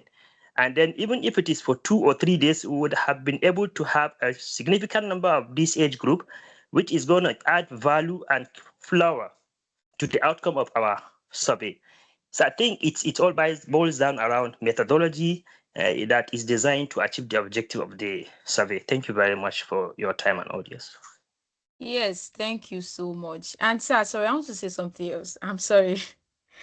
So I want to say that to those who built the form, I want to say next time, please let's try to minimize questions. When questions are too much, it bores the audience, it bores the respondents. And that was why in group 2, we had to reduce the questions to 15 questions. Because some of the questions, if you check, they are repeated. It's just the way it was written that is different. Thank you. Can anybody tell me the reason why I allowed this conversation to go on? Yes, sir. Let it go on, sir. Please, No, I said, can you tell me why I allowed it to go on? Because it's interesting. Because for me, like what I would just say to this is we should not assume this is survey, because we didn't get response from people in their less than age range.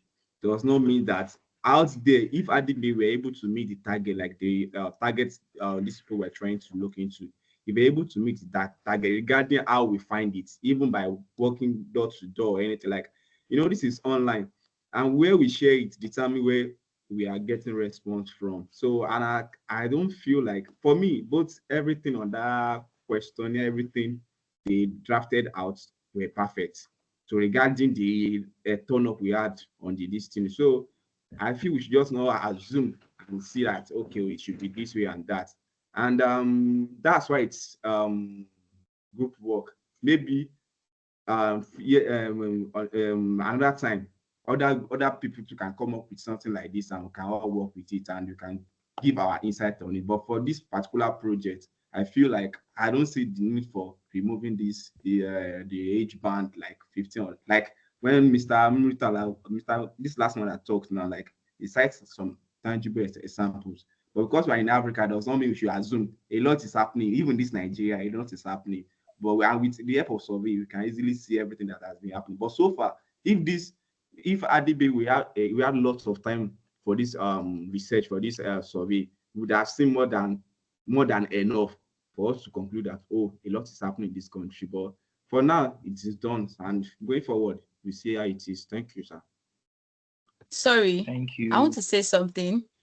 The problem is not the time. We, in our street now, we have more than 5 houses in the street, and definitely we have kids. And the assumption of parents regulating how children use their phone. As an adult, there's nobody that can collect your phone from you. Nobody can. My daddy cannot say, bring me your phone. You are pressing your phone too much. But if you have a 5-year-old that is so focused on games, your parents will definitely say, Elizabeth, bring that phone. Why you understand what I'm saying? So time is not the problem. It is just the mode of which we decided to share the survey and the instruction. So the online was the problem. If it was a door-to-door interview, you definitely get kids that are less than 15 and get their own view. Okay, so again, I think almost everybody here have some point or the other. We are just going to quickly do some introductions to our next this thing, which is Python programming. And so it's going to be of two steps. We'll learn Python programming as well as application of Python programming to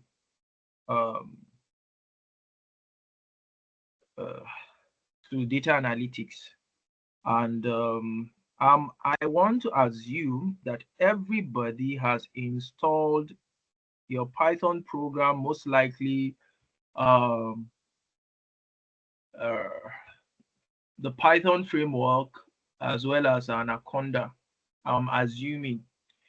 And that's because I don't want to use Jupyter Notebook. I think it's Jupyter Lab. Anyways,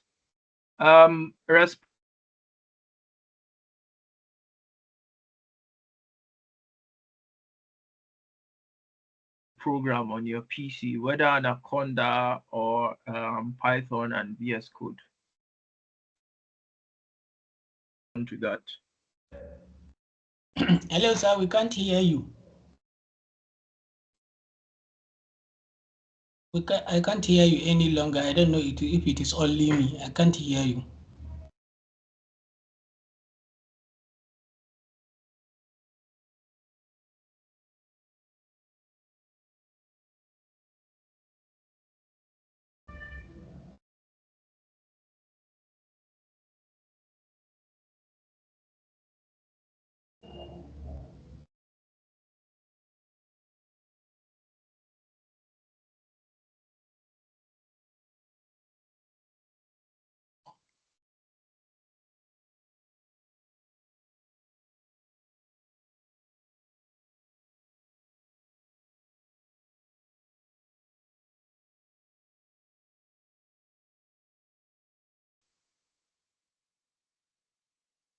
Sorry, can you guys hear me? Yes, sir.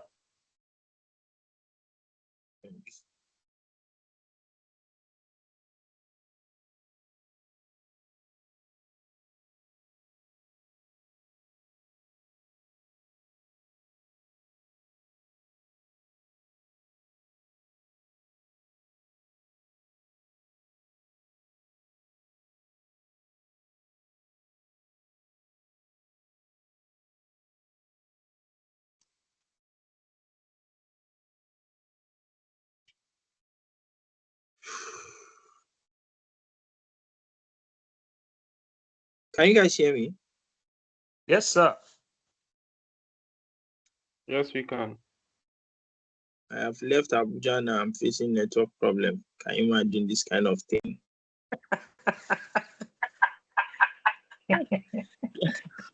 Yeah. What are you don't laughing?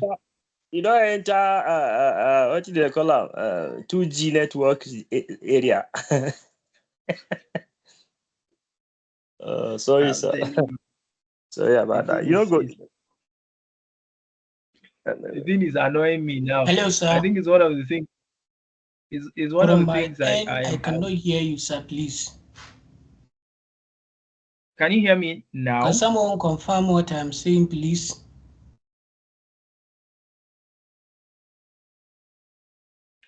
Can you guys hear me? Yes, sir.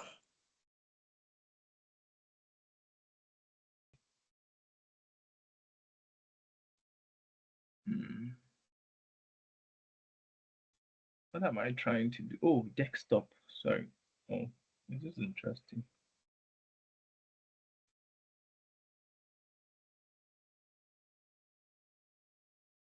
Huh.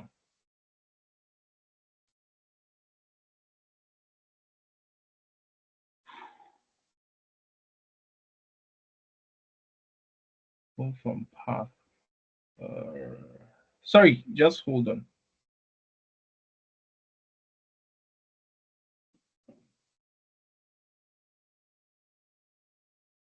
Are you kidding me? Oh, I see what the problem is. I'm looking for a folder that don't exist.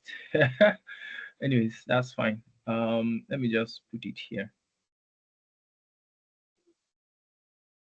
I'm gonna create let's see.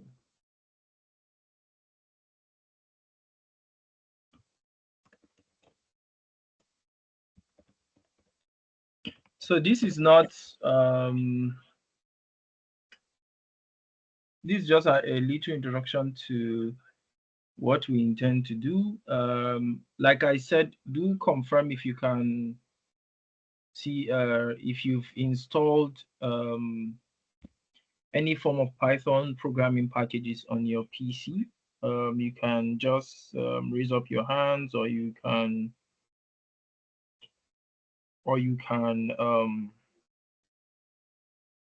unmute your mic and just talk.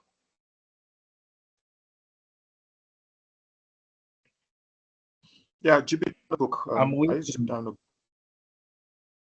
Sorry? Jupyter Notebook. So you use Jupyter Jupyter Notebook. Notebook. Okay. That's interesting. Basha, do you want to say something? So Sir, for those that have not I have installed, VS Code. VS Code. So you do have, sorry, who's speaking? It's Hawa and Kasim. Okay, good. So I'm assuming you just have the Python program installed on your PC and you are using VS Code for it. Yes. So both have their use case. For data analytics, I would advise that you use Jupyter Notebook, but you can have installed the extension on VS Code. So first of all, Python is what they call an object-oriented programming language. The reason why it is called that, they say OOP. You see, Python is OOP. That is object-oriented programming languages, and the reason is because you can actually make reference to them. So you can create. So it's more like you having a factory of let's say a Toyota factory, for instance, where you can create Hilux, you can create Camrys, what's the name of the for your that's Corolla and like that. So it's called object oriented Hello, for sir. that As I particular see purpose. that the meeting is still ongoing, sir, please, I cannot hear you. I beg. Please, Yeah, not is the one. anybody facing? I think Is he should. anybody facing? Sir, Basha, sir, is you are anybody facing audible. that same problem? No, you are audible enough. I advise that he should. I can hear you He from should here. step I can out. hear you from. He should go out and come in again. Bashar is always having network problem. Bashar, please, our network issues is not as worse as yours. Just restart your device. But I think others can hear us clearly. Our KK is laughing at you. So it's called an object-oriented language for that particular purpose. So you can actually create certain objects and you can call an instance of that object so that you can use it some way or the other. It's a programming language that is human friendly, and you have what they call a parent-child relationship. I don't know if you understand. So it uses that, and it uses what they call indentation to actually create that parent-child relationship. And so, like every other programming language, you need to learn some basics of what the programming language entails. So we have, for the kind of data types we'll be using what they call string, which is your text, using what they call integers, you'll be using what they call float, you use what they call what else? Yeah, these are like the three basic data types that you use in Python. And so there's what they call a variable. I think a variable is, I think I might call it a data type, but now a variable is anything. What A of bool, string sir? is, yeah, Boolean oh yeah, values. Boolean. Yeah, so these are data types. And so I'm just going to remove variable here. Yeah. So they are somewhat around this. And basically, a string is what you call a text. So if you want to represent a text, use string, and use a for representation of any value, either a string or a float, integer, or boolean. You can actually use what they call a variable to represent it, and a variable can be anything. It can be John, and I'll say equal to, and I'll just say I want to put a string, right? So I'll put either single or double quotation, right? So you can then say my name is John Emeka,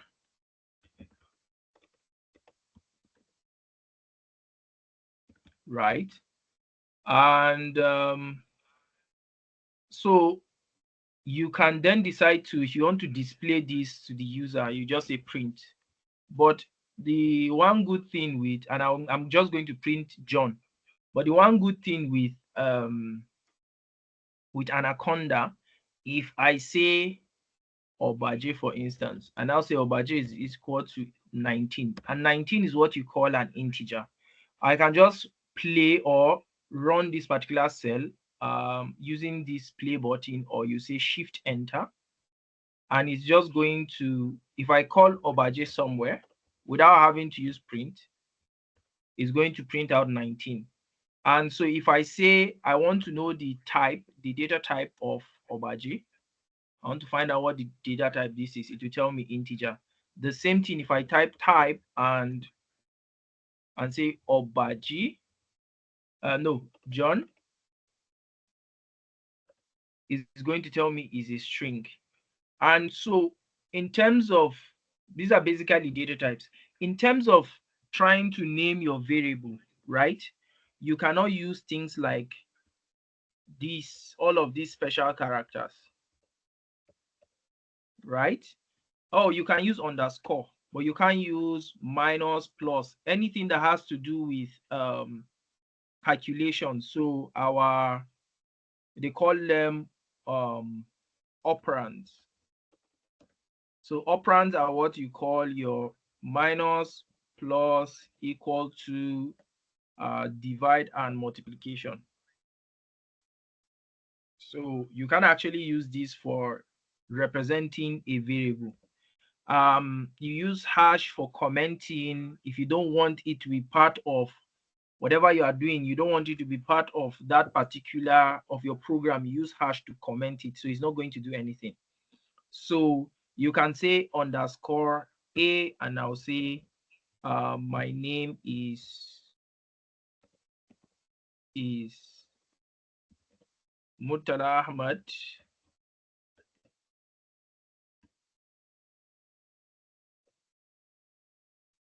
Aha, let me add one. And I am a farmer. Murtala Ahmad is a farmer. He has plenty money. And once I run it, all I need to do is just to call. Now, ordinarily, like I said, you are supposed to learn how to use print. But for Anaconda, it gives you that. So if I say print underscore underscore a, it's going to print what I represented my variable to be, which is a string. And if I say print the type underscore a, is going to print it as a what? As a string for me. Now, A and capital letter A are not the same thing. They are two different things. Do you understand? The same way if I say A is equal to 2 and I say capital letter A is equal to 2.0, these are not the same variable. These are not the same data type. Now, if I say type, I'll just say print type, and I'll say small letter a, and I'm just going to copy this because I'm too lazy, and I'll paste it, and I'll say capital letter A. Now you can see one is an integer type and the other one is a float. So in terms of naming your variable, you have to be very, very, very careful as to what you name your variable. We usually would prefer to name your variable as short as possible. So we are most likely going to be doing A, B, C, for instance. Right? And if I say A is going to, so when we use want to do representation of variables, we try to use letters of the alphabet, specifically small letters. These are this particular expression here, A, B, C, A, comma B, comma C equal to 4, comma 5, comma 6. I'm just saying let A equal to 4, B equal to 5, and C equal to 6. That's basically what I'm doing here. And so in terms of data structure, Python has about 4 different data structure, how data are being represented, or how data are being stored rather. So you can either store a data as a list, as a tuple, as set, and as a dictionary, basically. And now, in terms of list, a list is something that you put a square bracket and you mention different elements in that list separated by a comma. So you say 1, 4, 6, 5, and you can say 3.4.0, and I can say, I'll just say John inside here. John, sorry, I'm using your name too much. And so if I run it, it's going to print it out. Now, if I want it to something to represent that list, I can say let A equal to that list. And if I run it, I have to call that variable or print out that variable for it to come out, for it to be displayed. Now, if I check the data type and I say type and I say A, it will tell me that is a class in the class called list. So the same thing with a tuple. A tuple is what is a tuple again? With a normal bracket. And again, I'm just too lazy. I'm just going to copy this. I'm a very lazy person, mind you. And I can print. No, let me just use B in this instance. And Mr. Joshua, you're laughing. I'm a lazy person. If I want to print the type, it's going to tell me it's a tuple. Now, if you do mathematics algebra, you know what they call a set theory, how you represent a set. You represent a set with what? A curly braces, right? And like I said, I'm a lazy person. And once I print, oh, I'm supposed to print the type.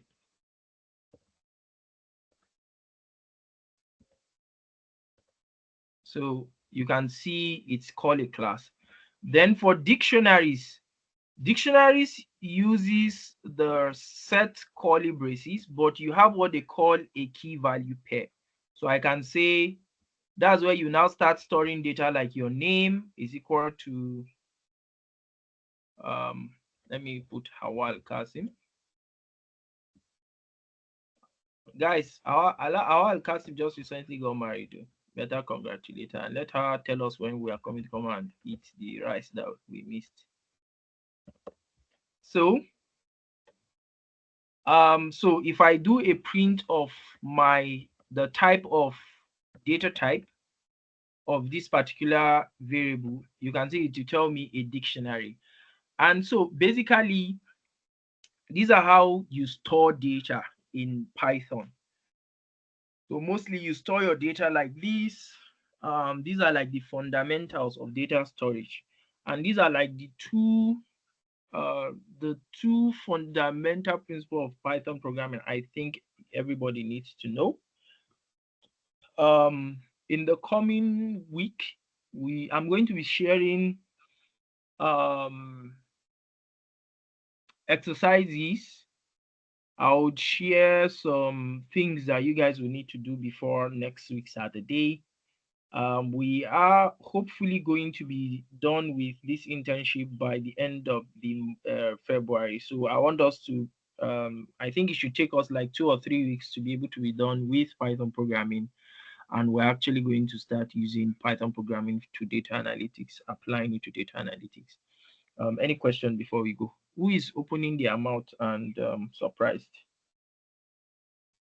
You guys be fast. I only have a minute to respond to any. Yeah, please talk. Mr. Good Justice, afternoon, sir. talk. Good afternoon, sir. Please, Yes. sir, I'm using Google Colab. Is this still possible for me to? It's fine. Because this. It's fine. Google Okay. Colab works with the idea of Jupyter Lab, Okay, so thank it's you, fine. sir. Hawal Kasim, do you Okay, have thank any you, sir. questions? Okay, sir, please, I just want to ask for the sake of people who are not into the Python programming, like what should they now directly go and get should it be the Anaconda? Like, how do they go about getting it? The Anaconda or the Jupyter Notepad or the VS Code? Like I told you, I have VS Code, and you are telling me that it has an extension in. So I don't know about that extension that you're talking about. So what should we go now direct and go and do to get the Python, whatever? So I would not answer that question, please. Like I said, I think a lot of these things was done when they were treating Python programming. I would answer that question. If you want, I can respond to you in person as I always do, but I'm not going to answer that question. You can install Anaconda package manager that has a lot of some of these extension like Jupyter Lab and Notebook. But I believe a lot of us have already done that from when we were still students of base.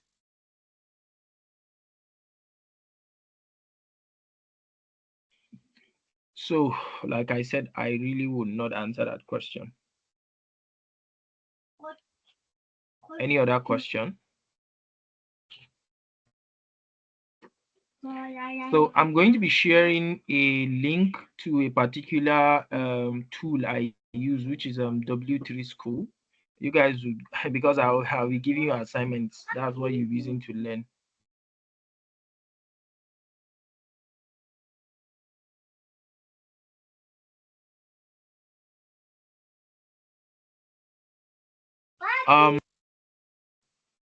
Any questions before we leave?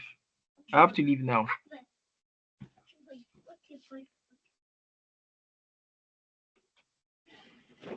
I would, if I deem it fit, during the before the next Saturday, do maybe 5-10 minutes tutorials and share it with you guys. If you don't have any questions, I bid you guys farewell, and you guys did really interesting stuff today, and really impressive stuff. I wish you all the best of luck, and we'll keep on chatting. I would say that this is not what we are used to. Python programming, it's a very interesting thing. You can learn it in a very few time, but you have to be diligent, and it's not the one that people are going to do project on your behalf, frankly.